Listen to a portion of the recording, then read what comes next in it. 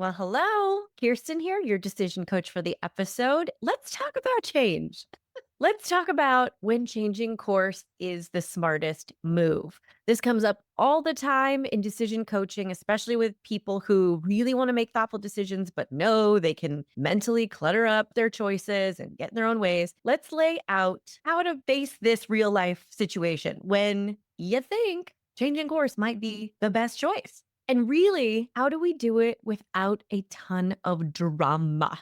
Don't worry, I have years of practice doing it with less drama, and I have decades of practice doing it with a bunch of drama. So we have both informed perspectives here. Where this topic came from in my mind is we're making some changes in the business here. So I am going to get into the practical steps I want you to take when you're facing this change of course. I have some really targeted questions I want you to ask. I have some stuff I want you to do before you ask the question, so it's not a waste of your time. And we have some really key things about how human brains work that I want to point out so you know going into these situations what you are primed to experience by default. Okay. So that's all coming. Before we do that, I just want to have a kind of candid, transparent little update conversation with you because this is, again, coming out of the real life changes in life happening behind the scenes. Over the past year and a half, my husband Kenny and I have been figuring out what the next version of life looks like, kind of post writer strike. My husband's in the entertainment industry, he's a camera operator, and he's basically been abroad for a year and a half. And this is a big change and not one we necessarily anticipated. I've been on the processing end of these changes and looking at how do I want my business to grow with this lifestyle? One where I might leave more often and for longer. And really, how can I still help people in the best way? I have the opportunity to say, I think it might be time for a change in how the business is structured. So we're making some changes to the main offer of how I can help people with their decision making, which has become the Decision Ease program.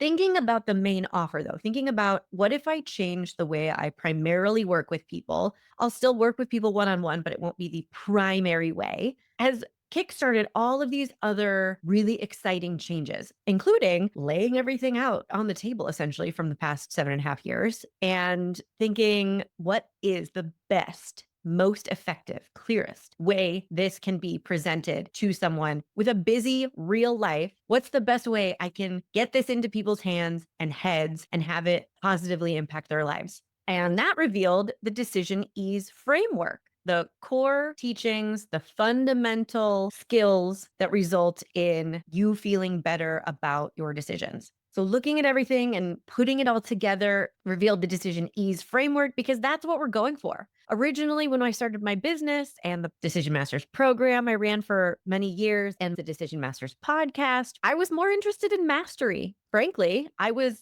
more obsessed and excited with how can we all master these skills? And I totally stand by it. And that was my truth at the time. And now, as things have evolved, while we're still going to be mastering skills, my primary interest, and I think the primary interest of you, my podcast subscriber, my former or current or potential client, is ease. We want to master stuff. We want to get good at stuff. And we are working hard enough already as it is. Life is hard enough. Challenges are hard enough. Goals and good things are hard enough. So the non-negotiable, if I'm going to put any of this out there, is that it has to make things easier, not harder.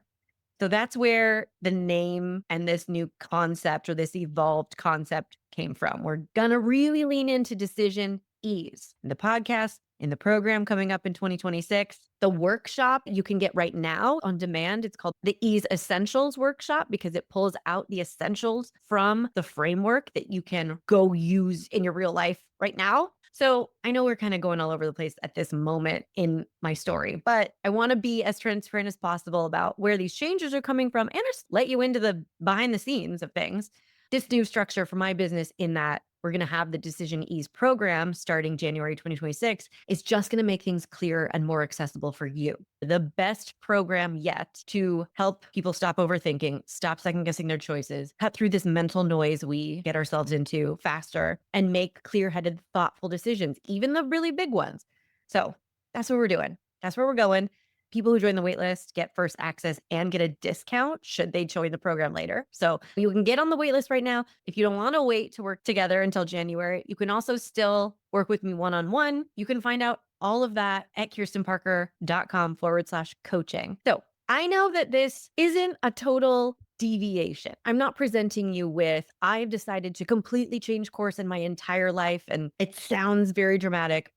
There is a world in which I could make this very dramatic. And even so, all of this change and the way that I'm working through these decisions has really called to my attention this situation so many people find themselves in where they do think maybe I need to change course. And it is very dramatic. It is one of those times you find yourself asking, I don't know how to work through this choice. I don't know the right way to think about it. So here we are in the pod episode about just that. My update's done. Thanks for hanging with me in there. Make sure you get all of the new stuff if it sounds like it's going to help you. If you're here, if you're listening, my guess is that you're going to want that stuff because that's what you're here to do. So let's talk about changing course and really let's get you a way to practically face these situations because I guarantee whether you're in one right now or not, it's going to happen more than once for the rest of your life. One of the minions in your mind is going to bring this idea up. I think it might be time for a change. And I want you to feel equipped to handle that thought. Let's lay out on the table, let's be honest, that we default to staying put. If you're like most humans, you're wired to stick to the path you're on because that's the path of least resistance. Let's point out a few things that are happening in your brain that just make this so. Zero risk bias is one of those cognitive biases that makes the idea of staying in a familiar situation feel safer and therefore more attractive than risking going to an unfamiliar situation, even if it's potentially better. The way our brains perceive this is there's zero risk if I stay put because I know what I'm in for. There's, I don't know, 13% risk if I change? Anything above 0% risk feels dangerous. So we have to work harder if we want to opt for changing a situation and embracing any amount of risk. Now, I want to be super clear. We're not saying there is zero risk when you stay put. Stay put being keep your situation, stay in your career, keep your business running the way it is, make zero changes to your boundaries, whatever. We're not saying there is zero risk. We're saying it feels like there's zero risk because of the familiarity of the situation you're in. Even if you don't like it, even if you hate it, guess what? Your brain still knows you're alive. So it concludes you can survive whatever you're in right now, even if you hate it. And it doesn't know if you can survive the thing that you don't know, the unfamiliar thing. So the math going on in the background is, well, there's zero risk here and there's any risk there. So that's one factor. Another cognitive bias at play here is loss aversion, which actually makes it sound like we hate losing things. And we do. But what I want you to understand is physiologically, emotionally, losing something feels bigger than gaining something. Okay. So whatever you're going to consider in changing course, you're going to give something up, right? You're going to give up something you currently have or the idea of something you could have had in the future. You're going to feel like you're giving something up. It's going to be for gaining something. It's going to be for the purpose of gaining something. We want to know, though, the way we are wired is that losing something feels worse than gaining something feels good. And the other thing going on here that has a real big impact on our changing course choices is, can you guess? It's FOPO. We knew FOPO had to come up at one point or another. If you're new here, FOPO is fear of other people's opinions. It's not a term I coined personally, but it's one that I run with and talk about all the time because it is freaking real. There's a whole series on FOPO in the podcast, so you can search for those episodes if you want to know more about it. But this has a real impact on our decisions to change course because we don't want to appear weak. We don't want to look like we failed. We don't want people to think we're giving up. These are just some of the reasons we can have that minion in our mind speak up. Is it time to make a change? And we can really quickly and very repeatedly talk ourselves into staying in a situation that we don't want to. It's why it's very easy to have that tinge of desire to make a change and then send mental energy, really spend some resources on burrowing back in to, no, I'm going to stay the course. And that's not to say that that decision to stay the course is wrong. It's to say that's not how you want that decision to get made. because you're not going to feel good about it. And what's going to happen is you're going to keep having that minion speak up over and over and over again. And you're going to keep working that muscle of talking yourself out of listening to yourself. You're going to keep working the muscle of talking yourself into keeping things the same, which is simply not the best use of your mental resources. If you're gonna use your mental muscles, you want them going to the stuff we're going to talk about today. We want them going to figuring out, how happy are you? What do you want? What can you change? That is such a better use of your muscles than quieting your inner questions so that you can stay put another week, month, year, decade. So before you start thinking through, should I change course or not? Here's what I want you to do. And this is where most people go wrong. So stop what you're doing. Listen very carefully. This is not a thinking session you are going to throw yourself into like a wet towel into a dryer. You're not going to do that to yourself. You're going to be kind. If you are in a frenzy of fear and scarcity, that is not the best mindset from which to think through this decision. Similarly, if you are feeling super impulsive and have this kind of immortal confidence and this detached from reality, like, yeah, let's just do whatever we want. That is similarly not the mindset that's going to yield the best thinking in this situation. The truth, I almost said the bummer. So it's true. It might kind of be a bummer that awareness of our human cognitive tendencies does not neutralize them. It doesn't mean, oh, I can see my zero risk bias coming. So I am now, therefore, not susceptible to it. It's not how it works. That's not also the goal. We don't want to talk ourselves out of the way our brains are designed to work. There are helpful things about these biases. I also have a series on cognitive biases in the podcast. So if you want to go deep dive into those too, you can hear the upsides and the downsides to them. But the reality is you have to prime your mind for quality thinking. That's it. It's a step most people skip for most decisions, especially the big ones, because they feel important, which makes them seem urgent, which means I don't have any time to handle my physical, mental, emotional self. Let's just think. And by think, we mean, I don't know, roll around the balls in our head, like one of those bingo cylinders. I don't know. Is there a name for that? That's not going to get you any answers you trust. It's going to increase your stress. And if you do make any decisions from that kind of thinking, they're going to be far easier to question. So all you're going to do before you start thinking through, do I change course, is ground your nervous system. I want you to think of this as so routine, like you put a bathing suit on before you go in a pool.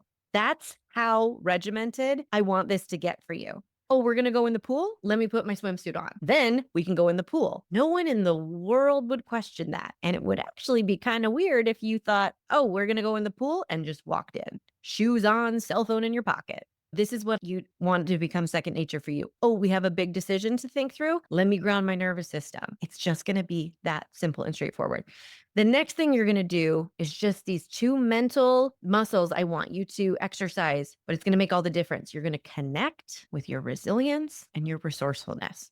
Resilience is your ability to prepare for and adapt to and recover from adversity. You've done hard things in your life. You've taken on hard things on purpose. You've survived hard things you didn't see coming. You need to remember that as you think through changing course. Just connect with it. Just remember, I am a person with resilience. And similarly, connect with your resourcefulness. I am a person who is capable of solving problems.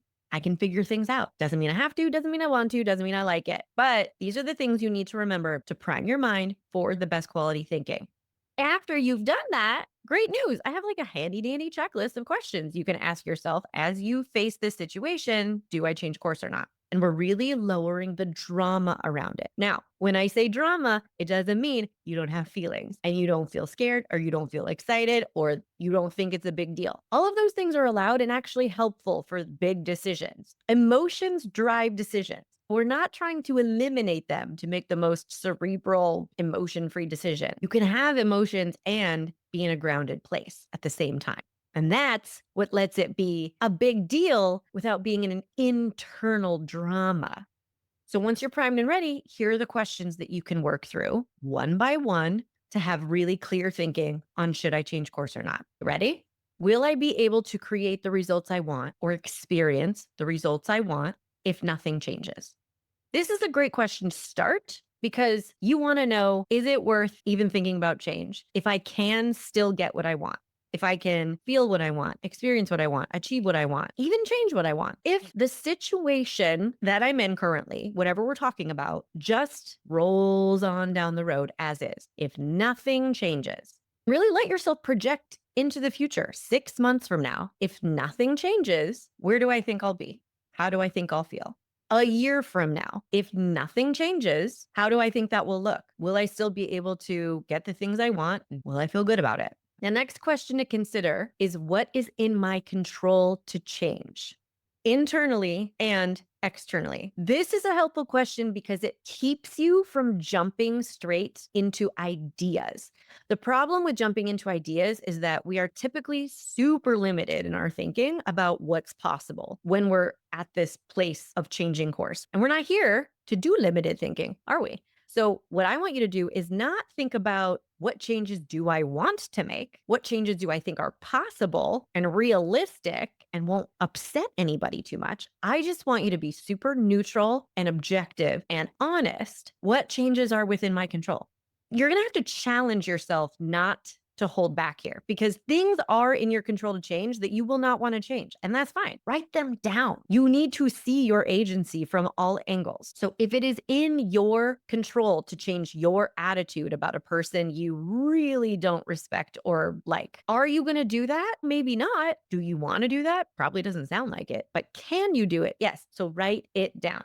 You're going to come up with a list of things that, however unrealistic or undesirable they sound, make you feel powerful. You're going to make you feel like you have options. A problem that we get into when we're facing, do I change course or not? A lot of the time is we start defending our limitations. I love my friend who does my hair. She's been doing my hair since I was, I don't know, 20. I don't know.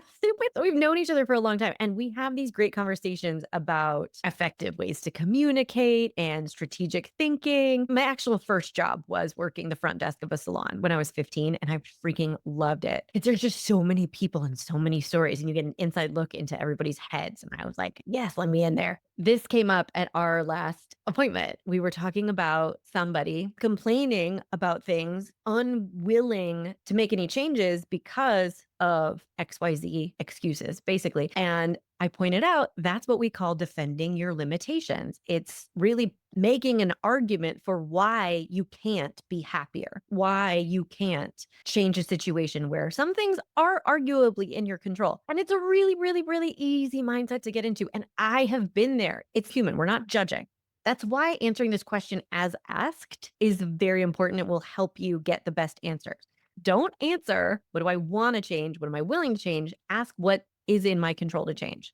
And internally and externally means your thoughts and feelings and actions. And then externally, can I change my job, my routine, the color of the curtains? Similarly, you're going to ask the next question with the same level of objectivity. What's not in my control to change?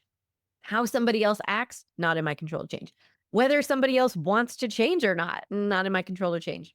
Company policies, whether. This is your chance to really name and validate, okay, I'm in a real life situation where I can't guarantee that some things will be different. The next question you're going to ask is, what do I risk by changing things? Really let your fears get aired out. We can really open up the door to those worst case scenarios that have been like knocking and knocking and knocking. And wait, don't we have to consider this? So yes, we can consider it. Write it down. What do we risk by changing things? You're going to still do this from as objective a place as possible. That's why we get grounded first, so that even if you're looking at something written down on paper, you're not going to like it, but you're not going to get wrapped up in the drama of that, because that's not a situation that we're in right now. That's not real. It's just writing on paper. And when you can see that writing on paper, you give yourself the chance to say, okay, well, do I want to pre-solve that problem? Do I think I could solve that problem if it happened? It gives you more options. The last question you're going to ask is equally important. And it's, what do I risk by not changing things? And you have to answer this question too. Because remember, you are prone to keeping things the same. You're unhappy right now, but you know you can handle this level of unhappy if you have to, maybe for the next 10 years. If you're going to go all the way to the worst case outcome of this terrible thing could happen if I change course, I want you to really be as equally honest that this terrible thing could happen if I don't change course. And I want you to really be honest with yourself about how terrible that is. You can choose to put up with being unhappy for the next 5 or 10 years if you want to. I don't know that you're going to love getting on board with that choice, but you at least want to be honest about your thinking in this moment. There really is no right or wrong answer. Changing course is not the best correct answer every time the idea comes up in your head. And don't worry, we are going to do an episode on when staying the course is the smartest move. So we're going to balance all of this out. We're doing this first, though, because staying the course is often easier. We struggle less with that some of the time. What you're going to end up with when you answer these questions, you have all your answers written down, is you're going to have a clear picture of your thinking today. You're going to have a clear picture of, what do I think I want? What are things going to look like if nothing changes? How do I feel about that? And from a place of resilience and resourcefulness, you can look at the risks and say, what do I think I'm up for? What do I think I could take on? What do I think might be worth it based on how I feel and what I want? So I want to end here on a friendly reminder that decisions are rarely permanent. Even the super high stakes ones that we think, once I make this, I can't go back. Technically, you're right. I'm going to give you that. You can't go back. You can't go back either way, though. You stay the course for the next year, 5 years. You can't go back on that decision either. So there's no going back no matter what. But it's really easy to confuse outcomes you don't like with unsolvable problems. Things might happen that you don't like after you change course. Just like things might happen that you don't like if you literally make any decision in any scenario. There are things that can happen that you might not like, but having that be a possibility in your mind that is separate from unsolvable problems might result from this decision is going to give you a better chance of success. I've had many, many clients thinking about changing course personally, professionally, and their drama about this decision is really wrapped up in the fear that they can't undo the choice once it's made, which I don't really think is that valuable a consideration. A better use of your mental energy, a better question to consider is, would I end up with solvable problems or unsolvable problems? That doesn't mean you're going to like solving the problems. It doesn't mean you're going to have an easy time of it. Doesn't mean you have to choose this because, well, you said you could solve the problem, so go ahead. What are you waiting for?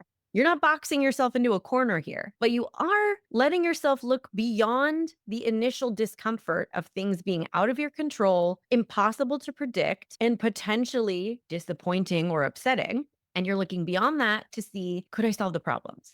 Remember, all of this is about staying on your own team and advocating for you to have the happiest, most authentic, most aligned version of your one and only life that you can. And I guarantee that good things have come from you changing course in the past. And that's worth remembering. Think about giant growth, times you've surprised yourself, really good situations that have come out of you deciding to change course. Let yourself believe that can happen again. Okay, I hope this has been helpful. I know we covered a lot of ground today, but I just want to say personally, I'm really grateful that you're on this decision ease journey with me.